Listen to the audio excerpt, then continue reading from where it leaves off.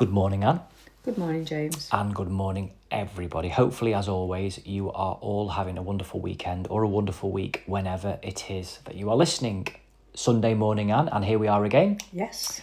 Fantastic. And are you happy to begin? I am, yes. Brilliant. Well, where would you like to start this Sunday morning? I'd like to start this Sunday morning because I've just finished another book, which is the sort of book I used to read quite a lot, and then obviously over years the reading that you do, it varies an awful lot. Okay. So this is an easy read. Right. And so you've just finished a book? Yes. Right. Okay. And it's called The Summer at the Kindness Cafe. Right. Okay, that sounds nice. So, and I picked it up, to be honest, I picked it up in Tesco's on their charity book things, where you put money in the tub for charity. Yes. And I picked it up, I saw it and it just jumped out at me. And so I thought, oh, I'll take that, and started to read it.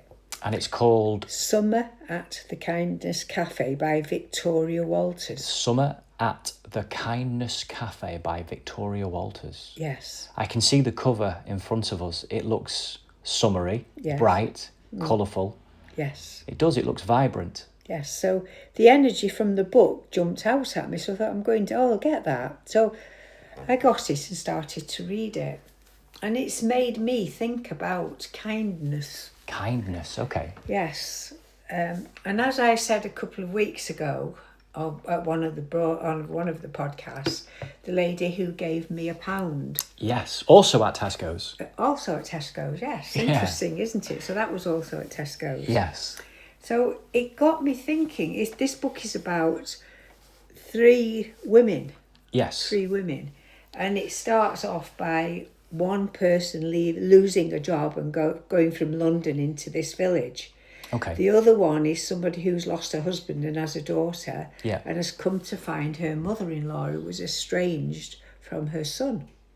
Right. So these 3 people, it's not about their lives or anything, but in the very beginning, I don't want to say too much because it's such a lovely book, but in the beginning, they both arrive on the same train, 2 of them. Yeah. And one of the lady drops something, somebody picks it up and she's chasing her, trying to give it her back. Right. And they go into a cafe, and in this cafe there's a board. Yes. And the board is the kindness board. Right, okay. So anybody who has had a kind deed done to them, Right. they write it on this board, so the wow. whole village can see. Yes. And people go in just That's for lovely. morning coffees Yes. and read this board. Yes. Some much needed positivity. So when this particular incident happens, the lady in the cafe says, go and write it on the board. Yes. Which she does. And then throughout this book, it's showing you certain instances of kindness. But what made me think was, Yeah. what is kindness? That was my thought with this, is what is kindness? And it changed my ideas a little bit, because I did something this week which I don't want to say what it was at all. And it was a kindness, Yes. but it wasn't planned. Right. What I did this week for somebody, and I'm not saying anything about it, but what I did was I realised that I didn't do it out of kindness. I did it, and then the person said to me, that was really kind of you. Yes. But it wasn't out of kindness. Right. So if we do something out of kindness, Yes. are we being kind? Wow. That's a question. Meaning, if your intention is to be kind, Yes. somehow does that contrive the intended kindness? Yes. And therefore it is not kind? That's an interesting question. And that made me stop and think and look at myself and think about things that I have done, that when somebody has actually said, oh, something about it. So you are It's not been intentional. recognising that kindness has, for you, a spontaneous element, Yes. an unplanned, authentic Yes. nature, something that happens of its own accord. Yes. And if it is planned, it can be Well, my query is that kindness. contrived, yes. So it makes me think. That's an interesting question, Maybe- or an interesting line of thought. I'm not saying that the act that we do is not kind, but I'm thinking that. But does it have the same impact? Yes. That's the same question, really. Maybe one comes from the mind and one comes from the heart. Interesting. The mind can conceive of the notion of kindness and the intention of kindness and the positive impact kindness can have, and therefore intend to be kind, plan an action of kindness and carry it out. The heart does not have a plan, therefore a moment arises and spontaneously kindness appears, almost catching both you and Yes. whomever it is your kindness is directed towards or involves by surprise almost. Yeah. And the person says, that was kind of you. And you almost are surprised because you say, well, I just instinctively thought it was Yes. the right thing to do. Maybe I am picking up upon what you have Yes. What I've said. questioned and maybe played with it a little bit. It's not easily answered, No. but it is interesting to think about it this way. Very, very interesting. But in the book, it takes it that little bit further, that these people Yes. come together, and that one act that was the first kindness. Yes. That was, as I say, not thought about by the person, then created a bond between three people, three women, Yes. and it went into their lives and their worries Yes. and their fears and their doubts from the one kindness. Wow. A chain of events. It's an absolute chain of events, Wow. which was far deeper than the act. Isn't that interesting? That's what I found interesting in the book. Wow. That really is interesting. Maybe I will have to read it. I don't know whether it's your type of book, but you could read it. It is not normally the type of book looking at the cover, Definitely. but your not. description Yes. sounds extremely intriguing. So maybe. And it might be just the way my mind works, mightn't it?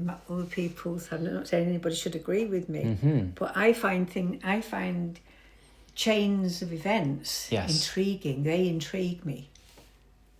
Whereas we don't always look at a chain of events, do we, of how we get to where we've got. Absolutely, yes. Often we see each moment in isolation. Yes.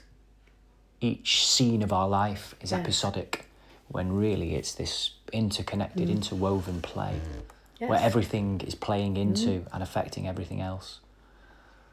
Now that's deep. Very, very deep.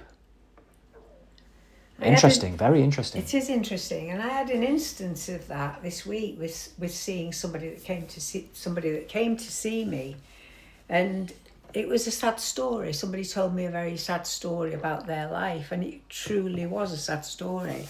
Right. And then at the end, I said, well, if your life hadn't been like this, Yes. would such and such a thing have happened to you as to where you are now? Would you be the same person? Would the other instances in your life where people who are lovely have come into your life, would they have come into your life or not?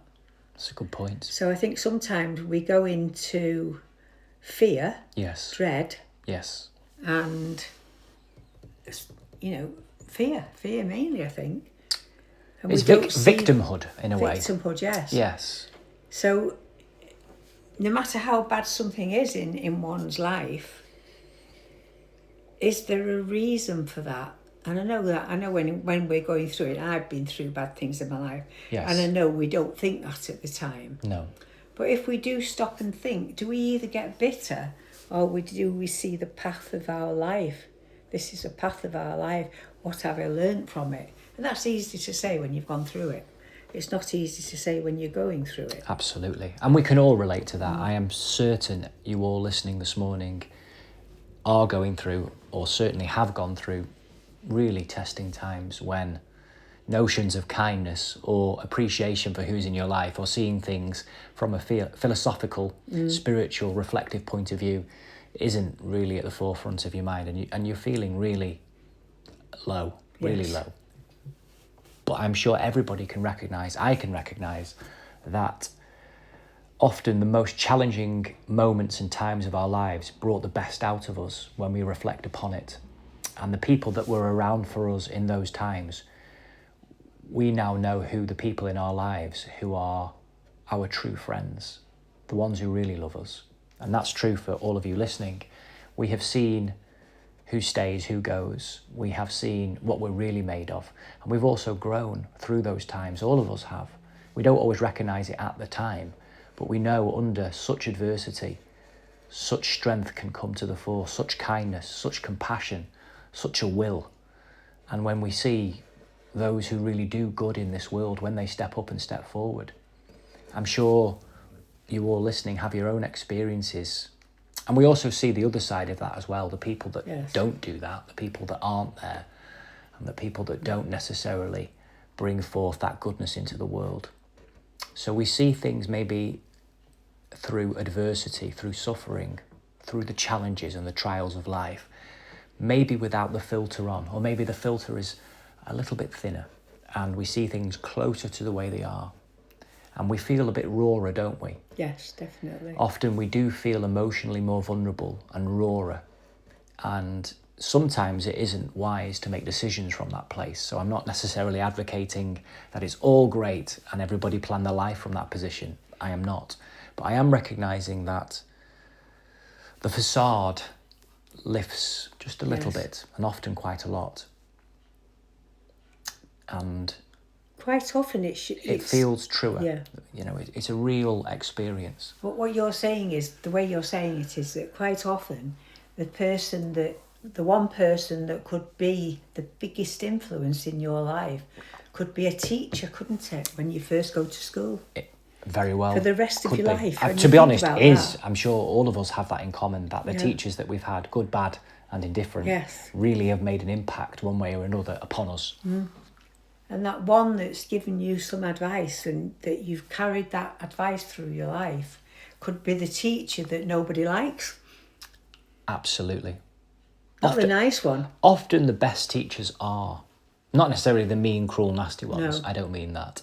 But the ones that we were maybe, dragging our feet to go into the class, where we had to sit, where we were told, where talking wasn't allowed and where the expectations were high. And the teaching was really good, that we actually look back upon and recognise what a great teacher they were. And the one that was always allowing you to talk and mess around, we loved their lessons, but when we look back, we think we didn't learn as much in there.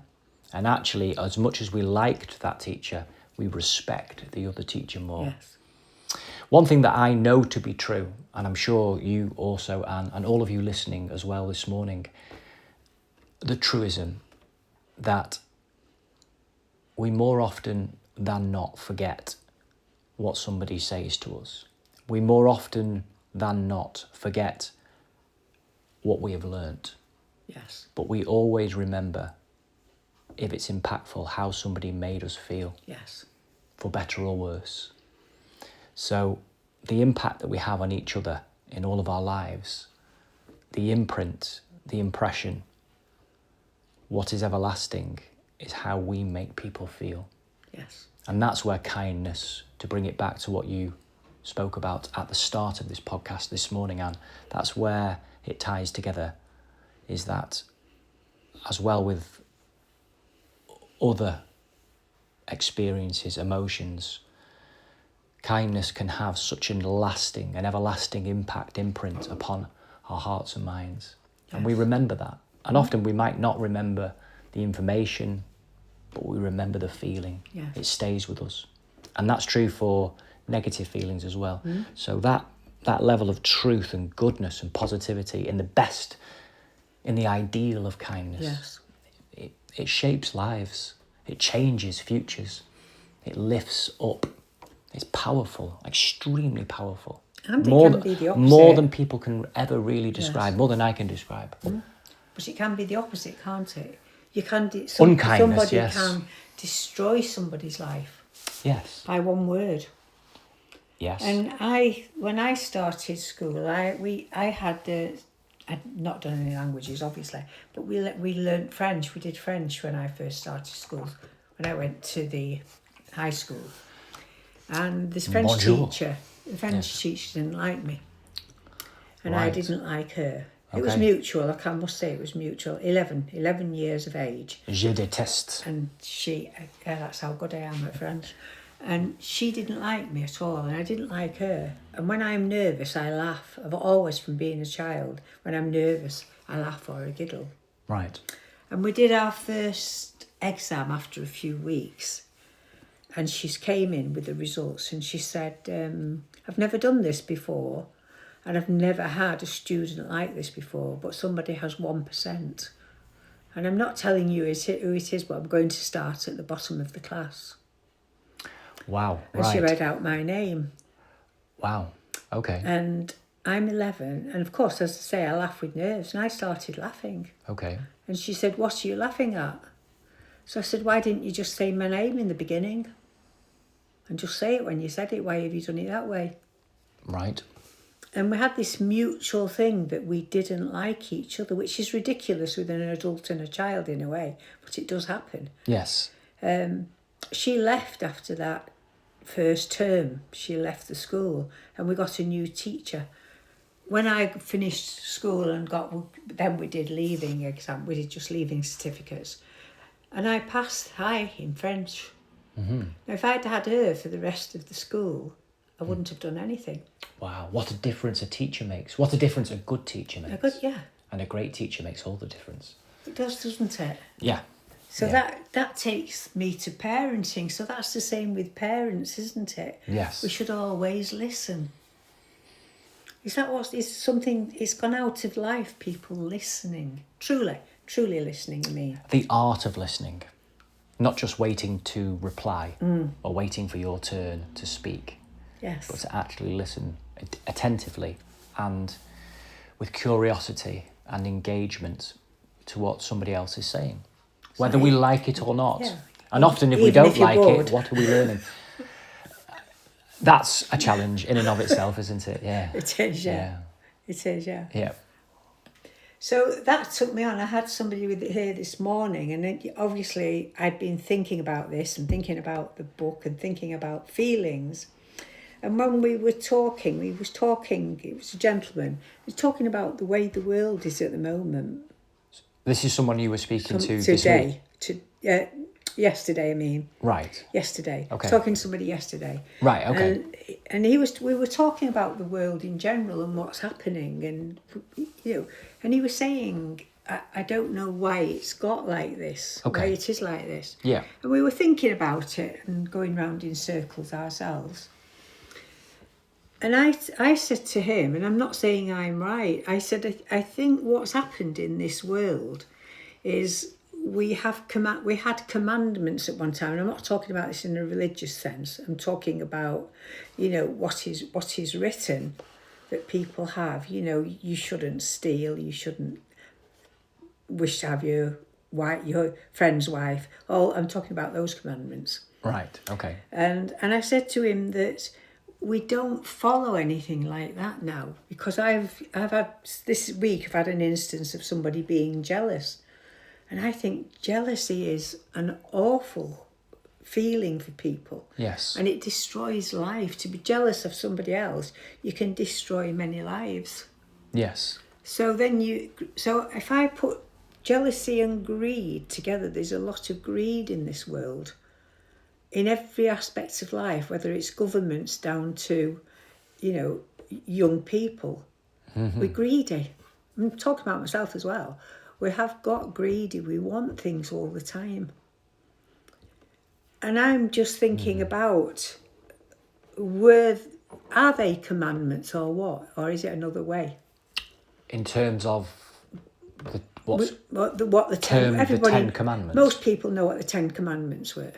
So, right, yeah. okay. So that's what I'd like you to talk about, is those 10 Commandments, whether they were commandments and what they are, because people don't know.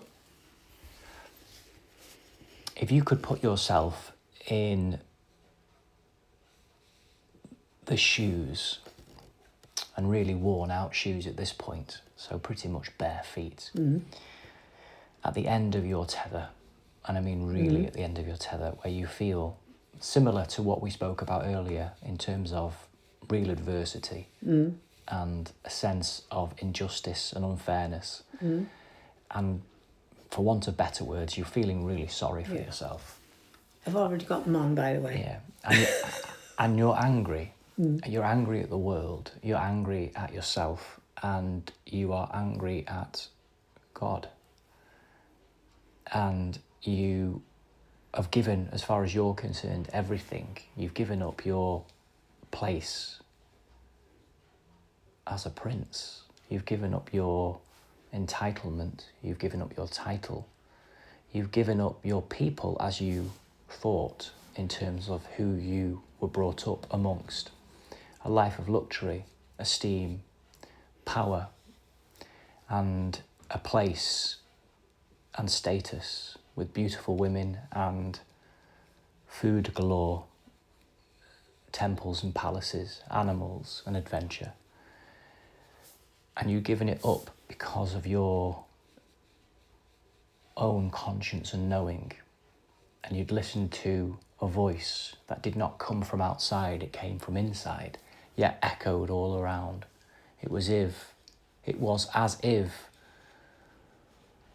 the sky itself was speaking, yet you heard it in your innermost being, in the depths of your heart, the most sacred of chambers within your beating heart.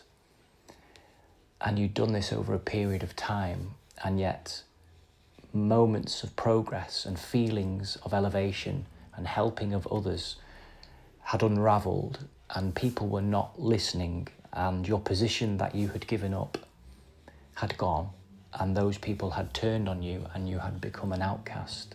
You'd become a threat. So much so that other than the mother that raised you, everybody, other than a few loyal friends, was out to get you.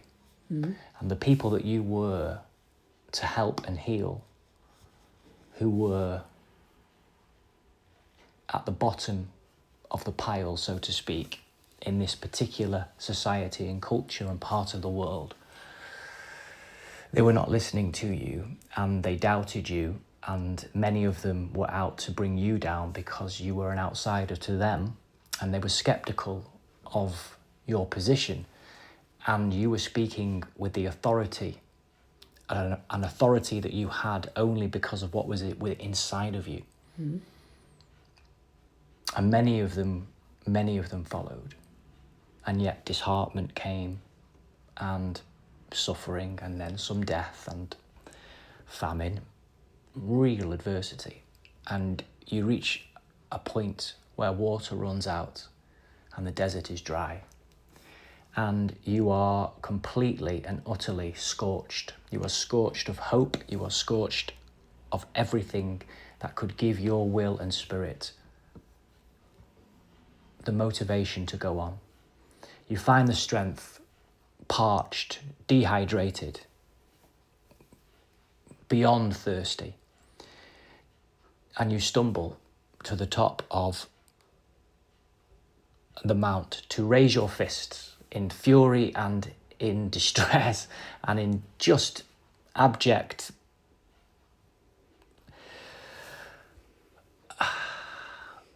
frustration. Yeah, it really is. Just an accumulation of all the emotions just crashing and colliding into each other. And you raise your fist to that very sky that speaks within your heart, so to speak, sort of an outward and inward experience that culminates in this moment. And it's a cry, or just a bellow, a guttural bellow, and tears just roll down the face, and you're full of sand and dirt. Wow, what have I got to do? What have we got to do? Why is it not working? And a response, because in such frustration, in such anguish, in such suffering was such purity and a sincere and powerful and direct inquiry, a question straight to the heart of the matter in every sense, straight to the heart in every sense. And the response was simple, and it has echoed through the ages ever since. And it was not reciting of commandments as such, although it has been interpreted as such. It was, you will not achieve what you feel in your heart you are here to achieve if, as a group of people, as a society, as a community, you are living amongst this. So it was an inquiry that was answered in terms of how will we know? How will we know as a community that we are on the right path? How do we know? And it was the response to that. It was a commitment. You will know when you are on the right path, when there is only one God. And it is the God within your heart. It is the God within all hearts. And there is no God before it. And there is no other God.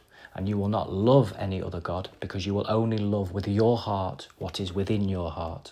And you will only love what is in another's heart with the same love and God that is within their heart. There is only the one. There is no other, and there will be no other. You will know this when within every person's heart that you meet is the same God. You are on the right path. You will know this, that you do not speak ill of what is within your heart. You do not cause yourself suffering by speaking of that which is of most sacredness to you, that which is of most importance to you. You will not speak ill of it. I'm talking about what is the most sacred within your heart, and you will not speak of what is most sacred in terms of hurt, harm, violence, cruelty or nastiness. You will not take it in vain against what is most important in the heart of another, because it is the same God.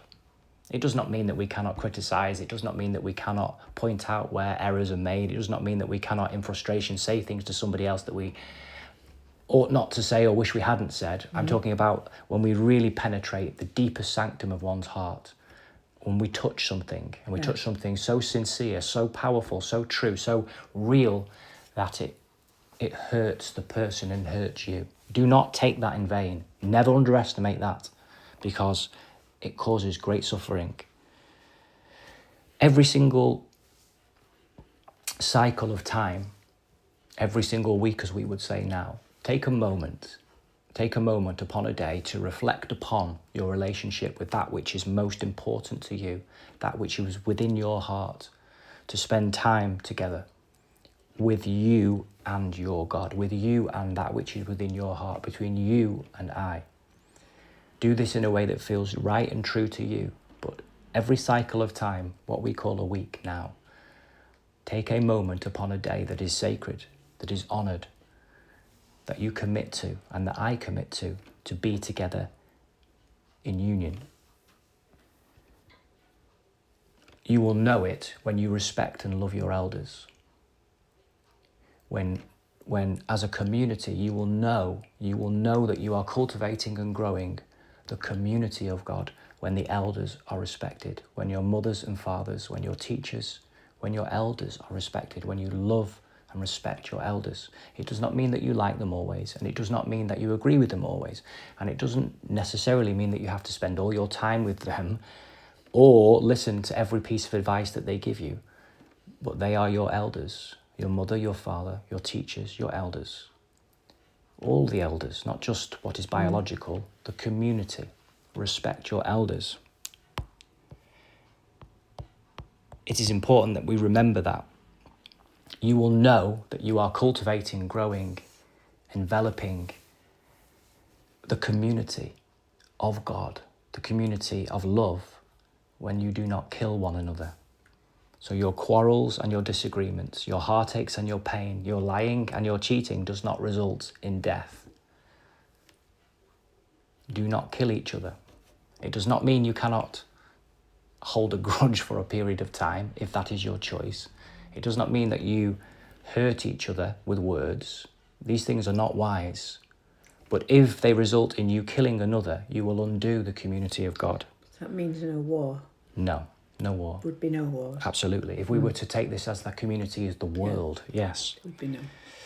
You shall not commit adultery, inasmuch as if you commit to somebody and only you and the other know, or you and others know what you have committed, It is you and your covenant to them.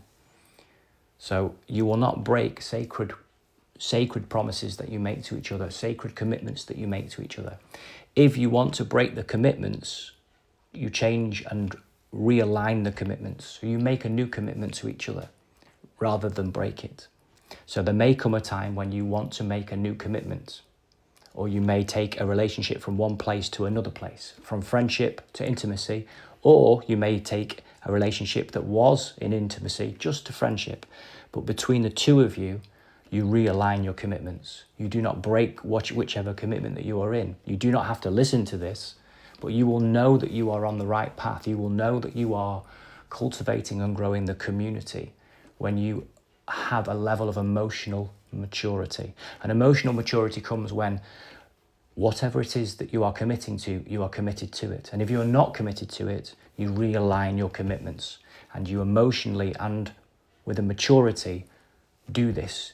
So you don't run away from it. No, and if your relationships change in your life, you are honest and open with the people, and between you, you support each other and you realign your commitments. It does not mean that you are bound to your commitments forever and ever and ever and ever and ever if you do not feel the same anymore, because that would be a lie also. It is the emotional maturity to say how you feel and act accordingly. You do not hurt what is in each other's hearts. You protect it, and you love it, and you nurture it, and relationships will change. You will not lie. That's a big one for society today. Yes, so that if you speak an untruth about what you saw, what you heard, what you know to be true, that is untrue, if you bear false witness, you contort the truth. And therefore, not only do you perturb the truth in your moment, you are perturbing and contorting the truth that echoes into the past and arrows into the future. You do not bear false witness. If you want to live in the community that is thriving and growing, that is going to be conducive to a better land, a better people, a better world, based on how you feel and the choices that you are making. Do not despair. Recognize there are times when you may speak an untruth, and you have the opportunity with your next thought, your next word, and your next action to speak the truth. So if you say something that is untrue, say it was untrue, and say that which is then true. It is not about keeping score. It is not about who said what and when and where. It is about, with your next thought, with your next word, and with your next action, make it be true. Even if it is, I do not know, or I am not sure, or I am confused. If it be true and honest, then that is what is so. Do not despair. Do not guess. Do not bluff. Do not blag. Speak the truth. Do not take what is not yours. That's simple, really, isn't it? So out of fear, out of scarcity, from a consciousness of scarcity, people are inclined to take something of somebody else's water, somebody else's camel, somebody else's food, somebody else's money, whatever it might be. Being somebody's words. It could be somebody's words, plagiarism, absolutely. Yes. So you do not steal. If you want to live in a community that is on the road, on the path, growing towards this conducive God, this collective experience that we could call the community of God, the kingdom of God, dare I say. So it is not a commandment, it is a suggestion, it is a strong suggestion, it is an invitation. This is the way to go.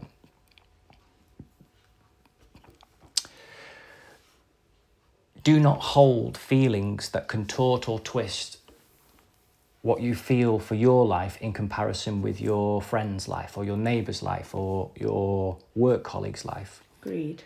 Do not. No, it links more to the jealousy side of it. Greed, yes. Well, both touch upon this, inasmuch as we fantasize about other people's lives being better than ours. Now, this could be somebody else's husband or somebody else's wife or somebody else's job or their bank balance or the way they look. It could be anything about their life, where they went on holiday.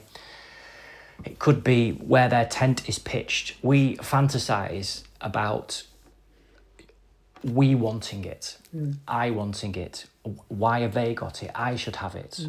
So do not covet that which is not yours from a perspective of envy that is leading to jealousy, an unhealthy and unnatural emotion where it's moved to jealousy. And the same is also true for relationships, and like I said, it could be goods, it could be money, it could be objects, or possessions, as far as humans would call them. I mean, I am painting, hopefully, a visual story for us all to journey through that is very familiar, yet is an adaptation and a spontaneous, sort of improvised situation that has created a story, or revivified and brought back a story to us all that we've heard many times, probably, or I feel that many of you have heard this many times, to give people an idea that this was a direction of travel, this was an invitation that stands today. It is not about setting down edicts, it's not about saying to people... It's not a law. It's not a law, no. It's not a law. It is a suggestion saying, is this the way you want to live? So it's a mutual contract, it's a covenant. Yes. Saying, is this the way you want to live? How do you feel about what is being suggested? So this human being, filled with anger, frustration, despair, and I just feeling so despondent at the world and life and God, in hearing this, recognises that what is being spoken of, what is being called to forth, what is being invited, is the life not only that he wants to live, but he recognises that the life humans want to live, because we want to. And that is why it was said, and this is why I say it, and I say it again this morning for everybody. This is why it was said then, and this is why it is said now, is that we want to, or I know this to be true now here, the human race want to live by each other's happiness. The human race want to flourish together deep down. The human race want to succeed together, yet recognise in the success and in the flourishing individuality and personality and the uniqueness that is each individual will not diminish. It will produce a world of such vivid colours, such difference, such diversity, such beauty, yet such harmony and such togetherness. Yes. So it is not a stiff lawmaker setting down the rules, although it is hard to argue against them if it were. It is an invitation to a world, an invitation to a code, an invitation to what the soul yearns to experience, and what everybody yearns to experience if we are honest and true with ourselves and allow conscience to express itself. I've spoken for a long time, and I hope you are all with me, and like Anne said before, you're not there bored in terms of listening and really listening, because we said that. I'm not bored in terms of what I'm talking about. I know that I've gone on for a while there, Anne. I hope that makes sense. I've said enough. I've said more than enough, I feel. No, it makes perfect sense. But as you're talking, I mean, and when I brought it up in the beginning, when I brought it up about the jealousy and things, what you've actually said, in layman's terms, of as I hear it, right, is that if we followed those, that's, what can I call it? In a way, it's helpful, isn't it? It's helpful. It's suggestions. It's not really saying you're dead, you're doomed if you don't do these. They're suggestions morally. Yes. Morally, how we should feel and how we should act. And what I see in the world, which is why I started it today, is take away, bring some of those things that you've talked about today. There would be no war. There couldn't be a war. If we lived by that, you're right, it would not be so. You wouldn't pick up a weapon of destruction. You wouldn't do it. No. So for me, the simple life is simple in my mind, and I'm not saying it's easy. I'm saying it's simple in my mind. That we can't blame anybody for the state of this world, except looking inside ourselves first. Because if we're prepared to pick up a weapon of destruction of any kind, we're equally as bad as the people who are perpetrating those wars. Because they can't perpetrate a war if nobody picks up a gun or a knife or anything like that. It comes down to individuals' behaviour in the collective. And changes will happen if everybody lived like that individually. They wouldn't be able to do some of the things they do. True. That's how I see it. Absolutely. And that sounds simple, doesn't it? But to me, it is simple. And the response of the heart to a world that does not live in accordance with that, as a collective humanity, what can we do in response to that? Yes. And it has been simplified yet again. An even simpler invitation for everybody in response to all of the hurt, pain and wickedness and disappointment, even with such beautiful, clear instructions and invitation. Yes. Is what is most sacred in your heart, the one true being, the one true God in everybody, by any name, but the one true eternal life that is within all. Love it. Love with all your heart. Love, love, love. And love each other. Love each other like that love loves you. Yeah. That is the response to this world. Such a broken world, such a pain-filled world. The response is to love it. And to love it with all your heart. To love it with all your conscience. And to love it even in spite of everything. Yes. That is the response to such disappointment. And in doing so, those tears can be wiped away. And that heart can lift. And we can forge forward, and we will experience that community on this earth. Yes. And we find hope in our faith, and that love flourishes. So, from Victoria Walters' book... Well, there we go. Summer of the Kindness Cafe. Yes. It stirred a lot of feelings. Yes. So please, if you'd like to read the book, Yes. you know, I guess it's Summer at the Kindness Cafe. It's a very, very easy read. Brilliant. Very easy read. Brilliant. For anybody. Even a teenager, you know, teenagers could read this. Yeah. And it will make them think. So it's made us think today, and it's got our feelings out. So that's done good, hasn't it? I hope so. A long one this morning. It was, yes. A deep one. Good. And hopefully a very interesting one. Yes. Brilliant. Well, thank you as always, everybody. Thank you. For listening, and have a wonderful rest of the weekend, a wonderful week. And we look forward to being with you and speaking with you again next Sunday morning. Bye. Bye-bye, everybody. Bye-bye.